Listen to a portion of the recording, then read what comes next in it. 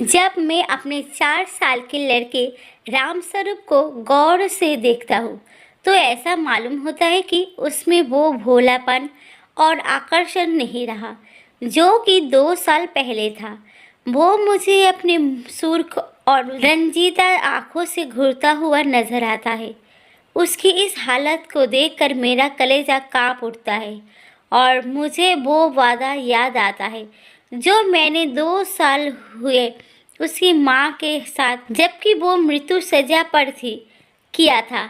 आदमी इतना स्वार्थी और अपनी इंद्रियों का इतना गुलाम है कि अपना फर्ज किसी किसी वक्त भी महसूस करता है। उस दिन जबकि डॉक्टर नाउम्मीद हो चुके, उसने रोते हुए मुझसे पूछा था, क्या तुम दूसरी शादी कर लोगे? ज़रूर कर लेना। फिर चौंक कर कहा, मेरे राम का क्या होगा? उसका ख्याल रखना अगर हो सके। मैंने कहा, हाँ हाँ, मैं वादा करता हूँ कि मैं कभी दूसरी शादी ना करूँगा। और राम स्वरूप, तुम उसकी फिक्र ना करो। क्या तुम अच्छी नहीं होगी? उसने मेरी तरफ हाथ फेंक दिया, जैसे कहा, लो अलविदा। 2 मिनट बाद दुनिया मेरी आंखों में अंधेरी हो गई। रामस्वरूप बिन माँ का हो गया। 2-3 दिन उसको कलेजे से चिमटाए रखा।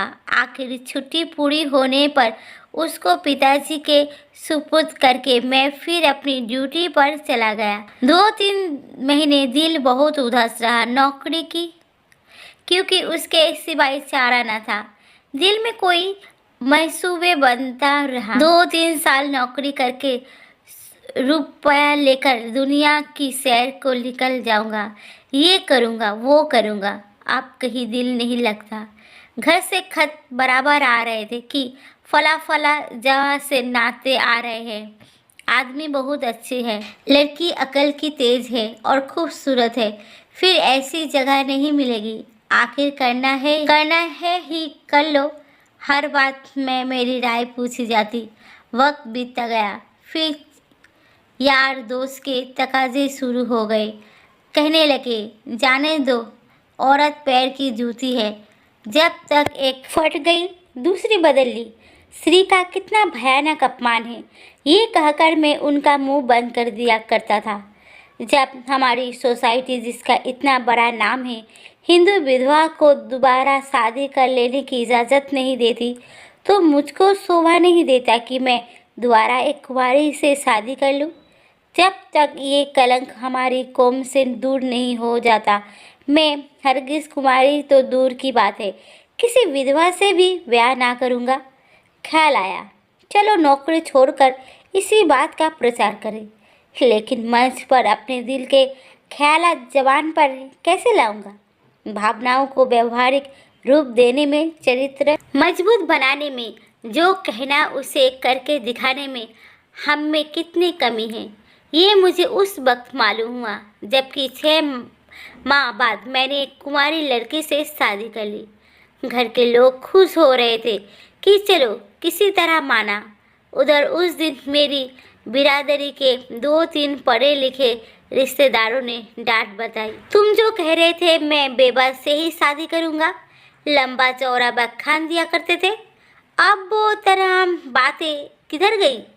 तुमने तो एक उदाहरण भी ना रखा जिस पर हम चल सकते। मुझ पर जैसे घोरा पानी फिर गया। आंखें खुल गई। जवानी के जोश में क्या कर गुजरा।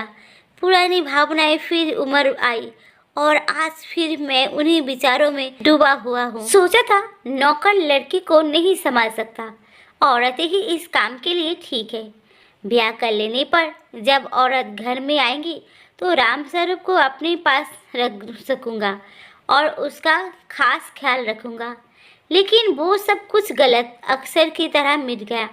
रामस्वरूप को आज फिर वापस गांव पिताजी के पास भेजने पर मजबूर हूँ, क्योंकि ये किसी से छिपा नहीं।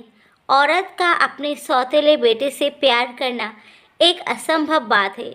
ब्याह के मौके पर सुना था लड़की बड़ी नेक है, सज्जनों का ख्याल रखेगी, सज्जनों का खास ख्याल रखेगी और अपने बेटे की तरह समझेगी।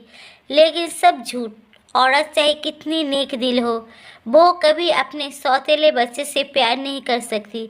और ये हार्दिक दुख वो वादा तोड़ने की सज़ा है जो कि मैंने एक नेक बीवी से उसके आखिरी वक्त में किया था।